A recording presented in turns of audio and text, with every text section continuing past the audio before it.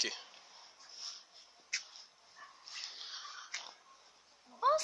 Bonjour tous les amis maïsés. Bon, que fois qu'on connaît, moi c'est Ney Cabello, petit bon Dieu vivant. Bon, moi-même, je te promets nous, je tape sorti en musique. Mais, et puis, je t'ai sorti musique là déjà. Mais il faut une petite patience. Parce que l'autre semaine, musique là venu. Ah, toute vidéo avec toute voix artiste là. Mais, on a béni l'entendre de musique là. Moi-même, je suis sorti, nous avons béni depuis que nous avons regardé vidéo là.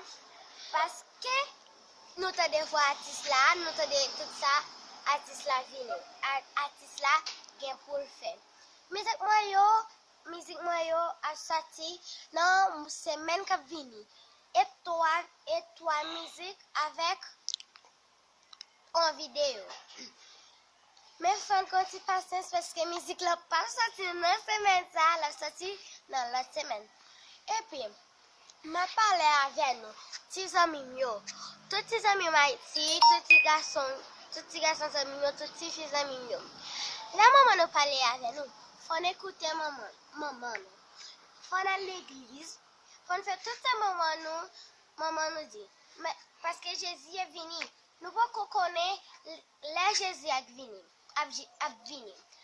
Jésus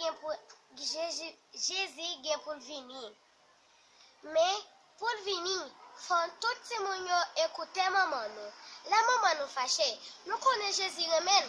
Non, Jésus pas remène. La maman nous fâchée. Parce que la maman nous fâchée, maman nous pas content. Et la maman nous content, Jésus plus remène, Jésus a plus venir. M'a dit nous, depuis maman nous malade, il a un problème, il pas qu'à venir l'église. Il pas qu'à venir l'église. Encouragez-nous, nous mener tête nous dans l'église là. Même j'ai un papa, le papa était malade. Il pas qu'à à l'église avec moi. Moi j'ai tête moi, mener tête moi à l'église.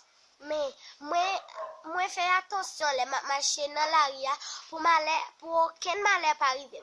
Marcher m'a prié pour deux monde. M'a prié pour tête moi, pour tête papa tout. Là moi viens dans l'église, moi fais pasteur prier pour papa, pour moi toute famille.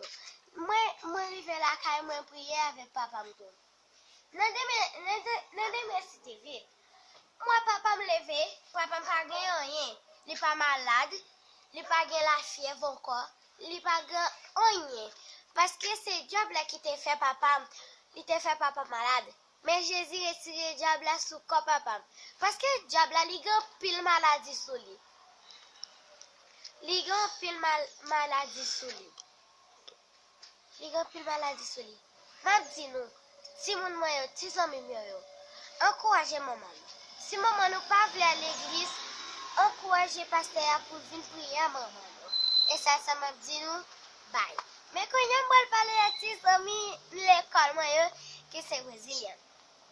Bye petits amis haïtiens. Bom dia para todos. Quem não me conhece, eu sou Ney Cabello, filha de Deus vivo. Eu prometi para vocês que eu ia sair uma música, mas vocês vão ter que ter muita paciência, porque o vídeo e a música vão sair mês que vem. Semana que vem, obrigada, pai. Semana que vem que a música e o vídeo vai sair. São 3 músicas e um vídeo só de uma música. Mas vocês vão ter que ter muita paciência, mas muita. Vocês vão morrer de paciência, porque a música não vai sair nessa semana. Então, eu vou dizer pra vocês, minhas amigas, quando as mães de vocês falem com vocês, escute elas, porque elas estão falando pro nosso bem. Se alguma coisa vai acontecer e a nossa mãe disse, não faça isso, você ia escutar a sua mãe? Eu ia, porque ela tá fazendo isso pelo nosso bem. A prof, quando ela fala pra gente não fazer alguma coisa, se a gente tava fazendo uma coisa e a coisa pode fazer uma coisa de mal com a gente tem que obedecer a prof. Minha prof é Viviana. Eu gosto muito de você, muito.